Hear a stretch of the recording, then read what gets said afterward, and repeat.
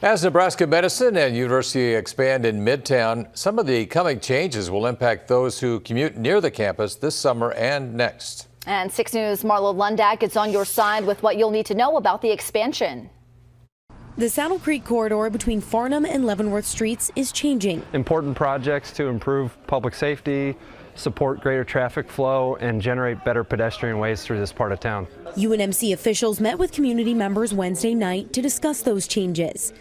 It comes as the health system's campus continues to expand. I live in the area and I've owned the place for over 30 years, and I was kind of curious what's going on.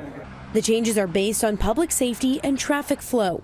New traffic lights will be installed and improvements made at 2 intersections on Saddle Creek, at Leavenworth and Emily Streets.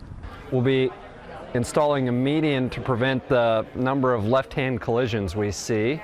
A traffic light will also be added at 46th and Farnham 2. There will be a dedicated bikeway through the district along the 46th Street corridor that'll connect out to both Leavenworth and up to Farnham. I bicycle through this area a lot. There's not a very safe route to get from the intersection of Douglas and Saddle Creek over to the Field Club Trail, which is at Leavenworth and 39th Street.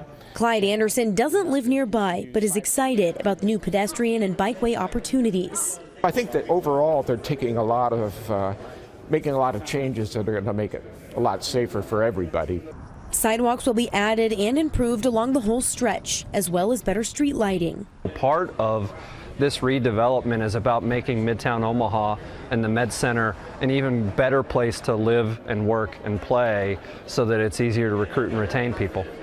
On your side at UNMC. So I think it'll be a good process in the long run. I'm happy with it. Marlo Lundak, 6 News.